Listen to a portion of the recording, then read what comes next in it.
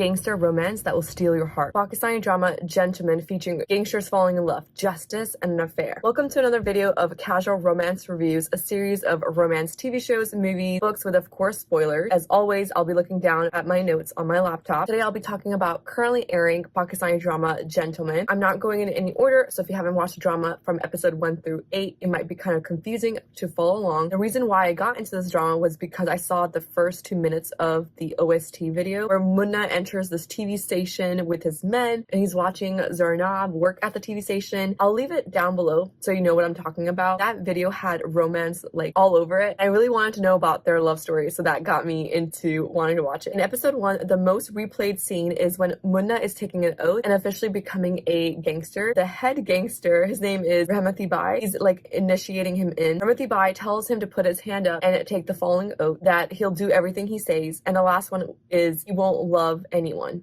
When Munna hears that, he's just like shocked, tells him like he wants to fall in love. He ends up taking the oath anyway because Rahmati Bai got emotional. It's obvious that Munna is gonna fall in love with a girl, and this scene is so interesting to watch because as a viewer, I'm wondering like what's gonna happen when he does fall in love? What will the consequences be? The drama is getting interesting and we haven't even met the girl yet. Our female lead, Zarnab, is bright, she's intelligent, she's beautiful, she has a good job at a TV station. She also has Islamic values instilled in her from her father, especially about having halal income or clean money, being kind and just to others. So when she sees her country being destroyed by people within her country and by its own people, she is angry, she's frustrated, she wants peace, she wants everyone to live in harmony. She is using her voice, her position at the TV station to bring things to light, the corrupt individuals in front of the world to see, even if it's the people of her own country. I love the scene where Zarnab invites the 3 gangsters to her TV station for an interview, and one of them is Munna. She asks Munna, what do you think is going to stop all this corruption in our country? And his answer kind of shocks her. He tells her that we're just little people in this big war. The real corrupt people are the politicians, and we are just dealing their little fights. He talks about his father, how his father died, and his background and how he got to where he was. This is where Zarnab learns his story. After the interview's over, Munna waits in her office to speak with her, and he tells her, I want to change. I don't want to be a gangster anymore. He knows that she hates this stuff, and in order to be with her, maybe one day, he needs to be not like this anymore. And I think a part of him is finally seeing why it's wrong. His last comments to her were, you'll think about me after this conversation. As soon as Munna leaves her office, he gets arrested by Zarnab's fiance. Munna goes to jail, and that same night, Zarnab is worried about him, just like he said. She's thinking about the things he said during the interview, things that he said during her office. She truly does believe that he is innocent and he wants to change. She talks to her fiance and tells all this to him and that she's upset. She asks her fiance, why would you send a man that has no prior complaints or crimes against him, except that he didn't want to sit on the floor in front of you? That's ridiculous. This is not how you treat humans.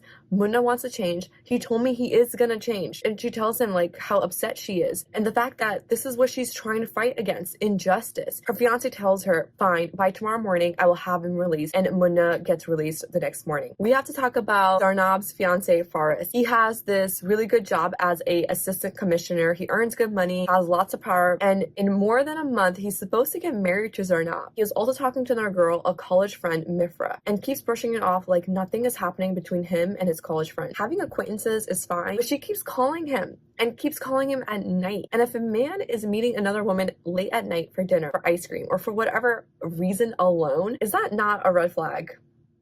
Did you notice the book she was reading? I thought it was so funny. Watch the drama if you want to know what book I'm talking about. From what I can tell, Mifra is a very educated, rich, independent, powerful woman. She knows what she wants and she knows how to get it. She knows how to use her words, how to manipulate Faris into getting him. And she is using his status, his position. She even tells Faris that if you marry Zarnab, you will never get further in your career. Faris keeps telling Zarnab and even to himself that Mifra helped him get this position that he has now. He feels obligated to pick up her call and have dinner with her. Obligation does not mean that every time she calls you, you have to have dinner with her. That's not obligation, more like ownership. There's obviously something more. If there wasn't something more, he would have complied to Zarnab's request. Zarnab requested Faris not go to Mifra's house for dinner without her. He still went, and he went several times after that. Confiding in someone else, a lot of women would consider that as cheating. And so yes, according to that, Faris is cheating. He's having an affair with his college friend, and so I'm glad when Zarnab finds out that Faris had had ice cream with Mifra late at night. How can Zarnab trust a man that is lying to her just because she knows him for a long time, just because he is her cousin? Imagine if the roles were reversed.